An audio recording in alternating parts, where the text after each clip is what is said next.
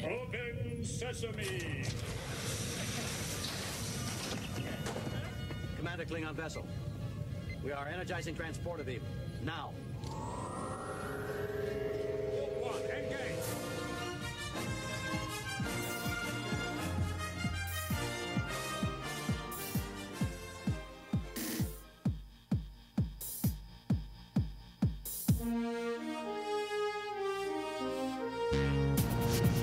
All right, hello, welcome everyone to Star Trek from the Holodeck. Okay, so today we're here yet again to discuss Star Trek Lower Decks, Season 4, Episode 8, titled Caves. If you're new to our show, you can find all of our episodes, past, present, and in the future, wherever you listen to podcasts. Just search Star Trek from the Holodeck. Be sure to give us a thumbs up and leave us a review, whether it be Spotify or iTunes, which are our two preferred places for our listeners to listen to our show. Also, YouTube listeners or YouTube viewers, make sure you click like and subscribe. That's how we continue to grow. All right. Hello, David. How are you? How's it going? Dude, this show keeps surprising me every single episode for this season.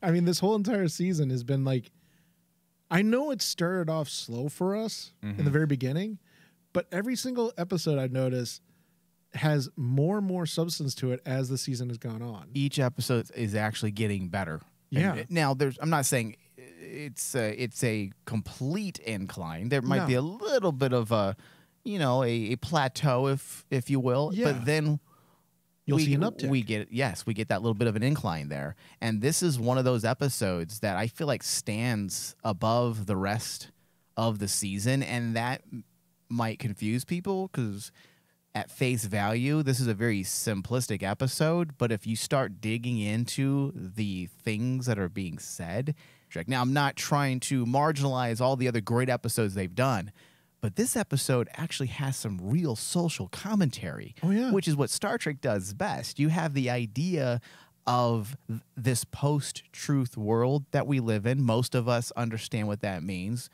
Pretty much the idea that whatever political spectrum you find yourselves on, we don't believe anything. Yeah. We are all skeptics now, which I'm a firm believer of being a skeptic. I think we should all question things.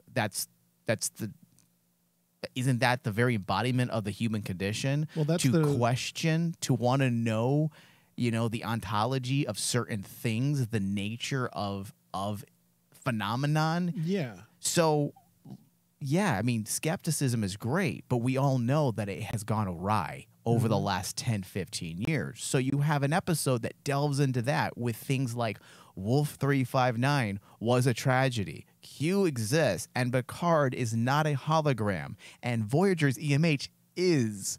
So you have lines like that are clearly drawing a line in the sand when it comes to this post-truth world that we find ourselves in. Mm-hmm. And that's the thing, is like, this is, for me, this entire season, this episode truly feels like it is touching on the essence of Roddenberry storytelling when it comes to Star Trek. Mm-hmm. Because the whole point of Roddenberry, just like what you mentioned earlier about how philosophy and the essence of questioning one's humanity, that it all is the basis that Roddenberry built Star Trek on. So here we are with Lower Decks, a little animated comedy show touching on the essence of Star Trek, actually hearkening back storytelling-wise what Roddenberry started the entire franchise on. Yeah. And it's something that basically is, Star Trek fans, we always want our Star Trek to have that bit of Roddenberry-ness to it. Oh, it has to. It has to. And like this episode in Caves, for me, it was so weird watching it because like I felt like I was watching a old episode from the time of TNG, the first few seasons, or even like the TOS era. That type of storytelling. I was feeling the vibes of that. Yes. In this episode. Yes, you're absolutely right. The backdrop, the setting is very much hearkening back to some of those classic episodes. But David, something that Mike McMahon and his writers were doing with this episode, so they're playing in the same sandbox Yeah. of Star Trek, typical Star Trek, especially when it comes to the aspects of social commentary. But they're playing in a far corner of the sandbox that actually hasn't really been played within very often within Star Trek.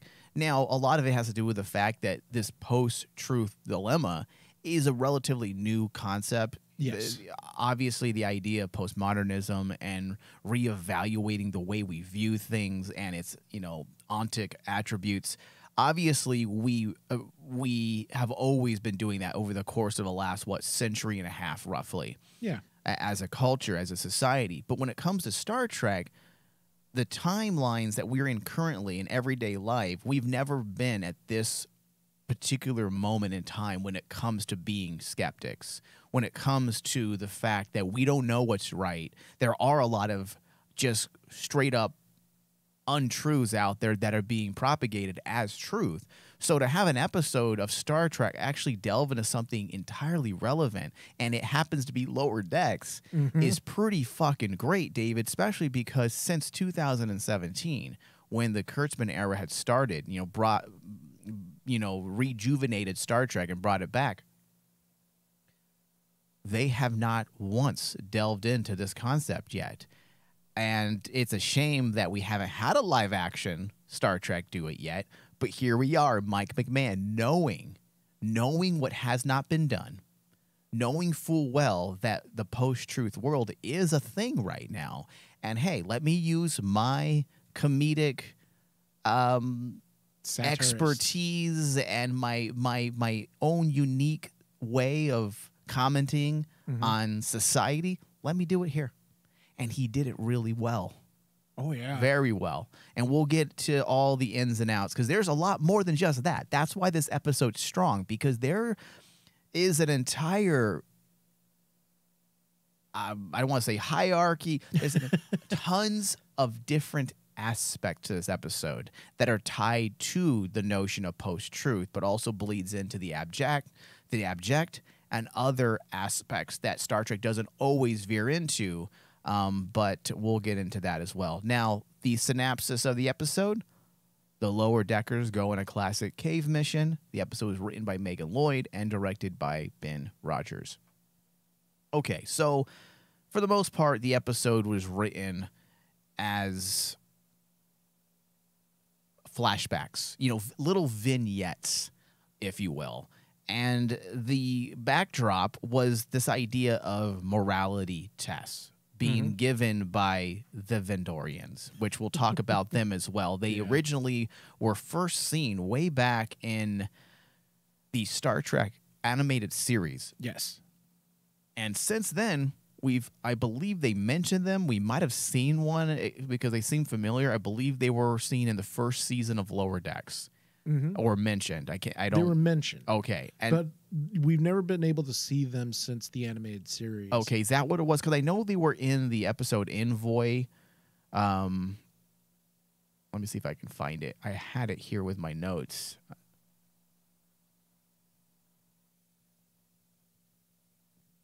It looks like they were just mentioned. Yeah. Yeah, in the episode titled Envoys from season 1, episode 2. So since then, there hasn't been anything of merit when it comes to the Vendorians. And because, when you go back to how they were introduced, the whole concept of the Vendorians is they are a society that constantly judges others. They're they're up there with the Guardians of Forever, where they're always, but they're not super beings. They're not super beings, but they always are watching and studying and trying to figure out other races through their morality.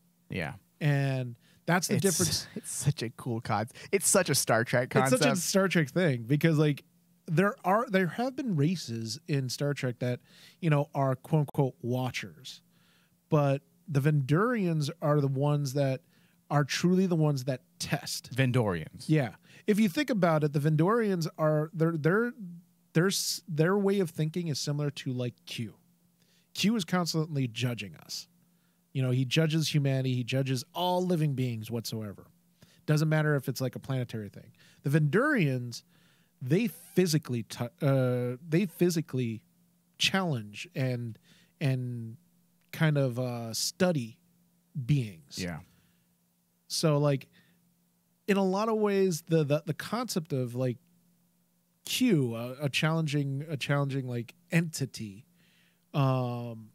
started with the Vendurians because it's on a smaller scale. Yeah. I can see that totally. I want to see these characters in other iterations of Star Trek now. Can you imagine if they did a live action? It would be really cool, just special effects. I can see Discovery dealing with this. Absolutely. They seem to really excel in the odd aliens. That's something that you can point to Discovery, whether you like their narrative and their story directions. Just set that aside for a moment. But if you look at all the aliens that they've introduced into their shows, very unique. Well, especially the Kelpians and then the opposing prey species. I forget their name now. I mean, some of the best visuals.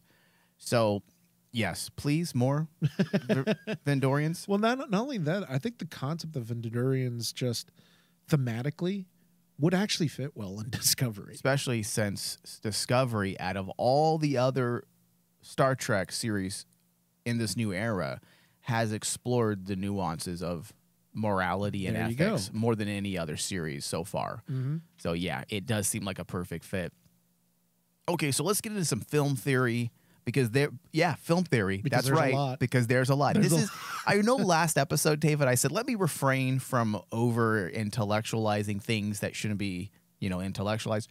This isn't that. Yes. This actually is there, and there's a lot of great stuff. So the flashback vignettes in this particular Star Trek episode are designed, as we had said, as morality tests, reminiscent of Star Trek's commitment to ethical exploration and philosophical dilemmas, right? Yes. So these tests challenge the characters' understanding of their own values and beliefs, which reflect, or I should say, there is a French philosopher known as Kristeva. Julia Kristeva. Kristeva was a French psychoanalyst, philosopher, and literary theorist. She did a lot of work in the horror fields as well. She found that interesting when it came to film. And this aspect of her some of her theories reflects Kristeva's notion of the abject as they confront unsettling aspects of their identities. And of course, I'm speaking of the Lower Decks crew. So the Vendorians, the enigmatic shape-shifting beings, they serve as a metaphor for the fluidity of identity and the boundaries of the self, which echo Kristeva's ideas on the abject. Their ability to assume various forms prompts the crew to question their assumptions about the nature of truth, mirroring Kristeva's exploration of how we construct our identities and understand the so-called other. Now, in the context of the post-truth world, Star Trek delves into the idea that truth can be elusive and subjective, which aligns also with Kristeva's focus on the instability of language and meaning. And we know Star Trek always aligns and parallels that aspect of, or I should say, those similar aspects as well, pertaining to language and the meaning of language and communication as a whole. Mm-hmm. The tragic events at Wolf 359, Q, and the holographic nature of Picard, or so-called, and Voyager's EMH challenge the crew's perception of reality, which reflect the theme of uncertainty, and this is the key word here, which ties in to the Vendorians. Uncertainty and existential dread akin to Lovecraftian horror. Why do you think the Vendorians look Lovecraftian in design? Oh, yeah. I mean, come on. That just was a dead giveaway when you really look at the designs of the Vendurians. It is a call to Lovecraft, to Call of Cthulhu, to creatures that basically are beyond our senses. It's beyond our understanding, which has a lot to do with subjective experience. It's not objective, it's subjective. And then you throw in the notion of the post-truth world, which also is actually, I want to say also, but is a symptom of the over subjectivity that we now lend to our reality. There is so much subjectivity now that we can't pinpoint what is actually objective truth and whether or not there is objective truth. Now, Michael Shermer, he's a well-known science writer and skeptic, and he's discussed this idea in his work and lectures. And the basic premise is that some individuals, when it comes to the post-truth world we are living in, are more likely to believe in conspiracy theories because they have a general inclination to view the world through a lens of suspicion and distrust, which goes hand in hand with the disillusionment and the lack of trust that we have with our institutions, which Star Trek has always been a franchise that has always explored the relationship between humanity and our perceived institutions of power, or the hegemonic forces or powers, you know, whether they be small or large.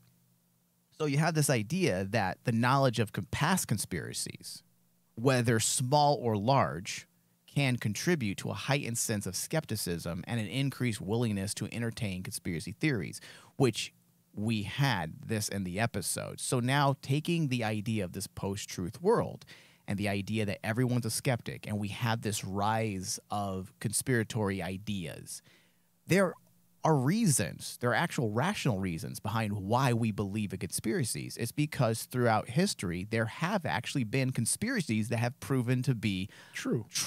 Yeah. And that's what they actually insinuated in this episode of Lower Decks. That we're in a post-truth world. Yes, there are radicals that don't believe anything, but there's also a rational reason behind why we don't believe everything, because we have been lied to and witnessed.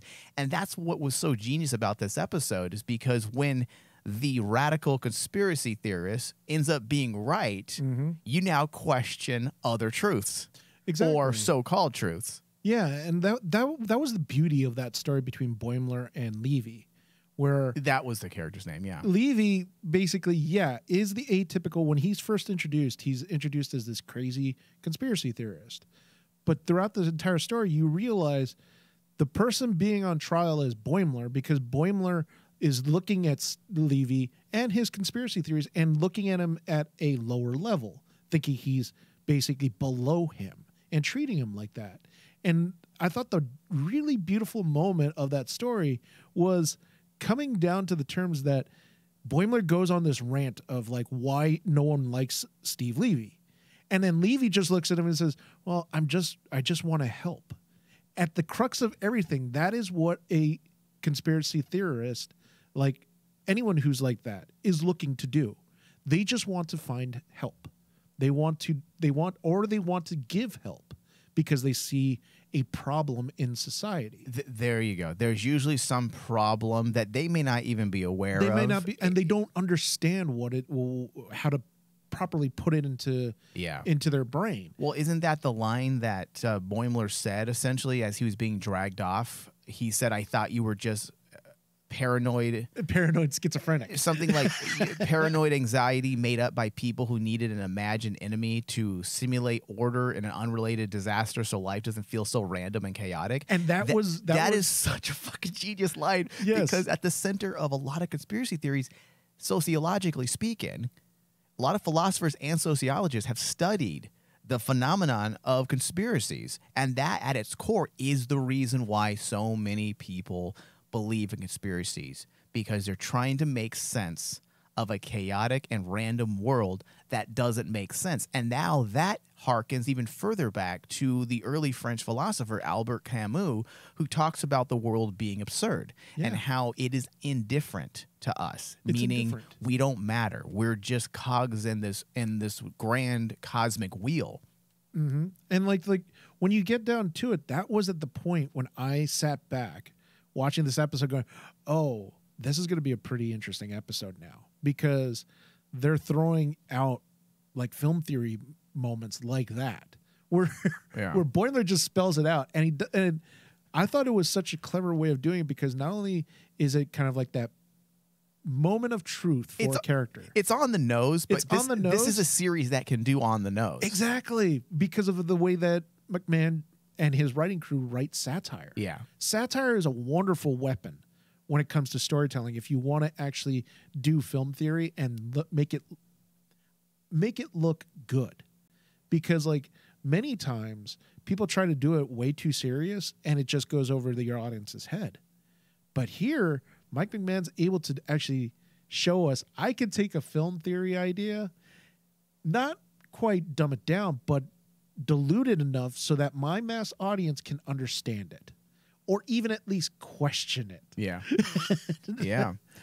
So just to take the thought a little deeper, there are other explanations behind why people believe in conspiracy theories, and that has a lot to do, or I guess you can say it can be attached or associated with what Boimler had said as he was being carted off. Yeah. When it comes to the mundane or the random acts of chaos, and has a lot to do, according to many philosophers who've also studied this conspiracy phenom, is that, and this is kind of sad in a lot of ways, the idea that people are drawn to conspiracy theories because they find it difficult to accept the mundane, or that they desire to feel more important, Yes. is often associated with existentialists and postmodern thought.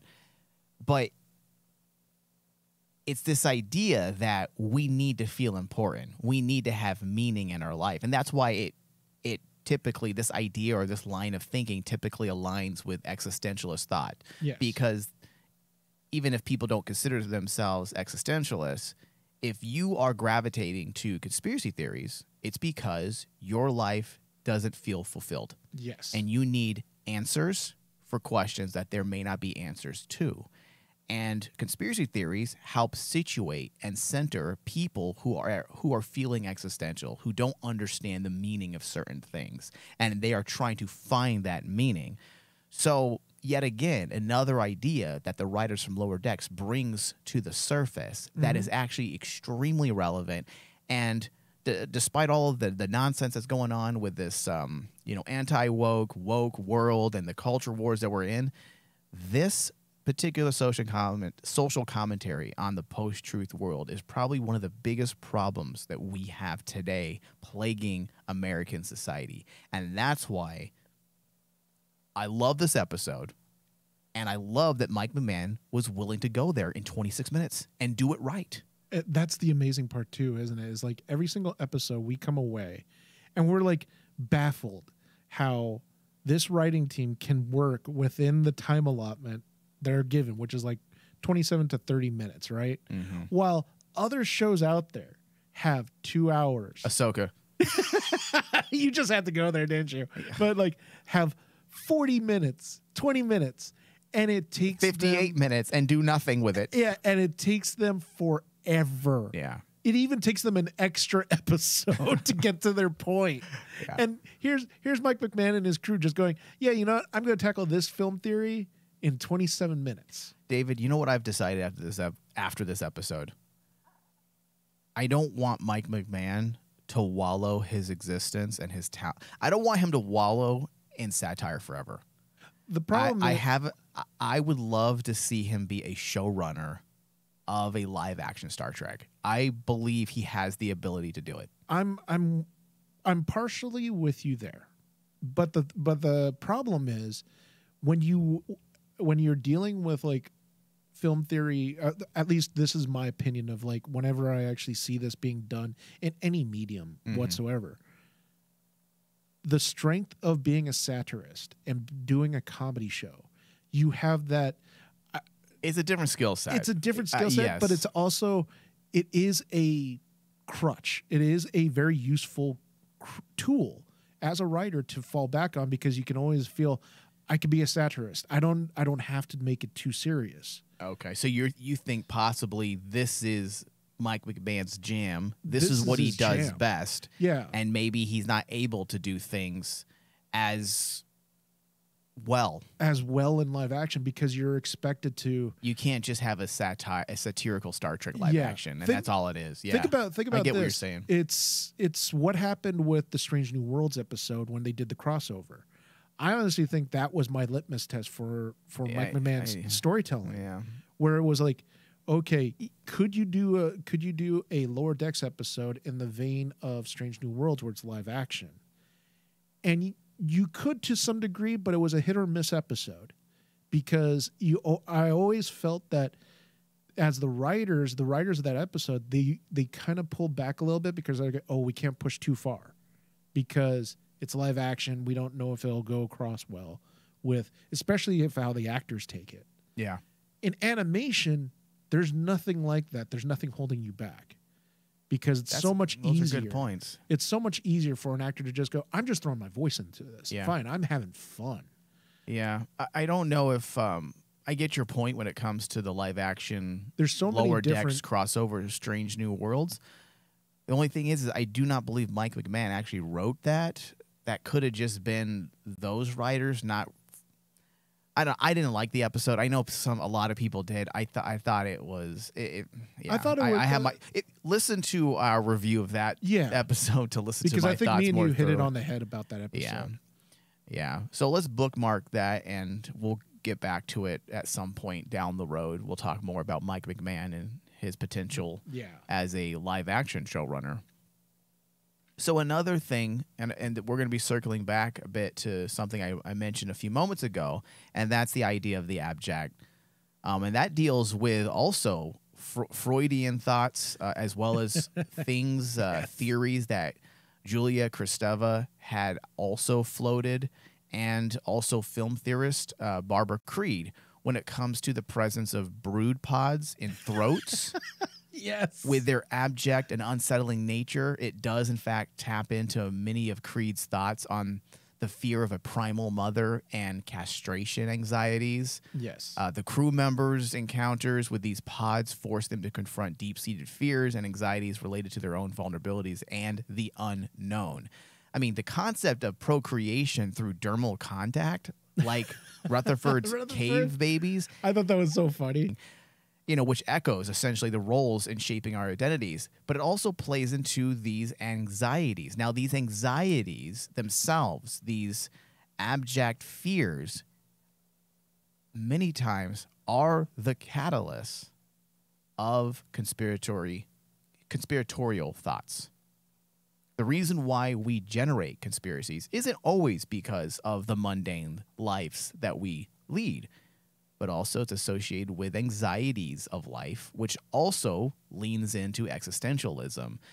The idea that we fear things that we don't understand, which isn't Star Trek always about communication and bridging the known to the unknown? Mm-hmm. So that being said, when you have Lovecraftian ideas and Freudian thought being floated and merged with philosophical ideas and notions of existentialism and the abject, you create a powerful episode that states a lot of what's happening, or I should say pinpoints the problems, not just the symptoms, but the actual catalyst of many of the problems that we're actually going through in today's society. Oh, yeah. I mean, it's probably one of the best episodes of Lower Decks, if not the best episode, just because of all of its content and what it's doing.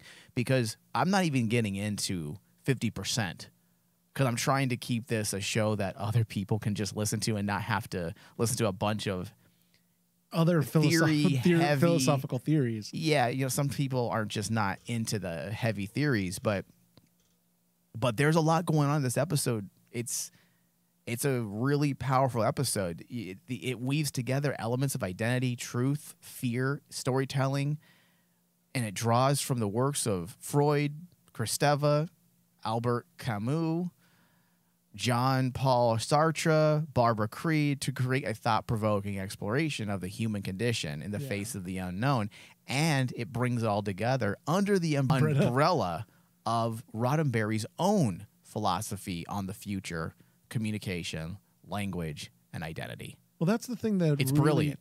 That's the thing that I'm really happy about walking away from this episode, and also happy hearing that me and you are kind of like on the same page, especially the fact that in my own notes, I even brought up the fact that how does Lower Decks bring up a film theory like Barbara Creed's monstrous female or the monstrous feminine concept. Yeah, I know what you're talking about. Where it's like the thought that basically the female is the whore because she represents like this fear of like David Cronenberg's body horror. Think about that. Like if bringing up like the idea of Alien. Yeah. Where An alien basically pregnates its own host, not through normal means like of a human, but basically through essentially like a mythology of rape. Yeah. And it doesn't matter about your gender. It could be male or female. The alien does not care. And that whole concept, that whole horror thing. Well, it removes the idea you're talking about has to do with, I believe I might have mentioned the name of it. It's called the Primal Mother. The Primal Mother, yeah. And it's this idea that a pregnancy or the procreation does not need the what's the word I'm looking for? Not the anonymity, the agency of a male. And that's where castration anxieties come in. Yes. And think about it. I mean, like, when you look at this episode, you have that moment in the very beginning, with the Vendurians, with the fact they have brood sacks on their on the neck, which is just odd in itself. And that elicits, imagery of like body horror on David Lynch and Cronenberg level. Yeah. And you have the next following episode with Rutherford, where anything dealing with birth, especially if a male is giving birth, is so unnatural and it's so uncanny that it turns into the abject. The abject. And even you as the audience can't phantom that. You cannot phantom that, because we all know how our human bodies are addressed. Yeah. And it's like going, well, how does that freaking work? Yeah. Well, dude, if you look, and if there's people that might be listening saying, well, you guys are definitely pulling a lot of stuff there. Well, go back and watch the episode. It's there. Also, you got to realize, you got to, the way you analyze things, because I know I've had questions where how do you begin? People who are interested in film theory have asked me, where do you begin when it comes to analysis? And I said, well, you got to know a little bit about history. You have to know a little bit about sociology, a lot about philosophy. And pretty much everything about film. Mm-hmm. And when you sit down to start analyzing, you have to take into context everything that's within the moment. So, for example, who's a part of Star Trek currently in Star Trek Discovery? Cronenberg. Yes. Okay, so there's one association there. Number two, what series did Mike McMahon write on prior to Star Trek Lower Decks that actually delved into Cronenberg-like monsters? Rick and Morty. Rick and Morty. So you take just those aspects alone, and you can see where these writers would easily be influenced. Oh, yeah. And that's the whole thing, is like, the thing I really enjoy about Lower Decks, I don't feel the writers are forcing it. No. They're letting it naturally come out of them as writers, because they are used to writing that way. They're used to writing these themes. And listen, I'm not even saying that they're thinking. Like, I doubt Mike McMahon and his writers, all right, so we're going to use Barbara Creed's theory. Exactly, no. Yeah. If you know what you're doing, those ideas are going to find their way into your work. Because they're subliminally into your mind. Correct. Already. Correct. So, like, if you've already studied that, that's why there may be. I'm not saying they're not. There may be some thoughts there. Mike McMahon may think, okay, Cronenberg, body horror, post-truth world, basic ideas that if you understand those basic ideas, then branch out into more nuanced ideas. Yes, and that's why it's important. Like what you said, when people ask us what true film theory is, you have to be able to know a lot of philosophy, know about human nature. So you have to philosophy is just super key in actually understanding film theory. Knowing about film, knowing about its history, and knowing about its core themes that a lot of directors and writers talk about. And then on top of that, knowing about some writers, knowing how storytelling is about. Correct. Knowing your principles. And the nature of narrative, myths. I mean, there's so much that go into actually properly understanding television, movies, media in general, I guess you can say nowadays. Okay, David, so my final thoughts, excellent episode. I'm going to give this episode a 98%. I'm with you there. I actually have this written down as a 96 on my notes, just because of like this surprised me. This episode, I always come into like, I know all the past episodes saying, oh, this episode surprised me. But truly, that it goes to like what we were alluding to earlier. This past season, it's almost kind of like every single episode is like better than the last. It goes up. There's like upticks. Yeah. And I was really surprised how like when I look back at the other episodes we go, my scores have more or less gone up like every single time. The last episode I gave was like an 89. This one's a 96. Yeah, but you like, did give episode 6 a random 97%. Around 97. But also that was because I let my fanboy out. I let my fanboy out at that one. I don't even remember what episode that was. That was my fanboy. But I know that for a fact that was like my fanboy moment. But like when you take a look at it, every single time, if you take a step back and actually look at it as a critic, every single episode just has this nice gradual slope. And it's so amazing to me that in the time that me and you have covered shows, we always see huge uptick and then it goes it goes like into a chasm, right? Mm-hmm. So you have a high peak and then you have a real big drop. It's very rare, I noticed, for me and you to cover shows that all of a sudden have just like this slow incline up, which feels really nice and gradual. It's like classic television. What? That's classic television. What? The closest one I ever thought that basically got gradually creating more and more excitement as you fully become more and more invested in the story and actors. What? Yeah. That's what you're supposed to do? The closest one, even in regards to Star Trek, the closest show that I feel does that is Strange New Worlds. Strange New Worlds, I think you can make the argument that season 1 did it. Season 1 was good, yeah. Where it was like, it started off at this plateau and then it just slowly started creeping up. But like, when you look at this season of Lower Decks, it's very similar to, I feel like, Strange New Worlds, where we started at a plateau. And I remember me and you were like, oh, where are they going with this? What's the whole idea about this? But every single episode, we're like going, hey, wait a minute, there's something more going on here. Yeah. Oh, wait, what about this substance and this substance? Oh my God. Like, and then we get to this where it's like, I think this is like, for me, the peak of like how Mike McMahon and his writing crew have been able to take us on this gradual incline in storytelling quality. And now it makes me wonder, is the next episode going to outdo this one? How? Because this is good. If I'm not correct, the next episode should be the penultimate or should be the season finale, I think. This is episode 8. So we have 2 more episodes that we have to cover. And we are a little behind. So, yeah, we're getting to the end here. I'm happy with this episode quite a bit.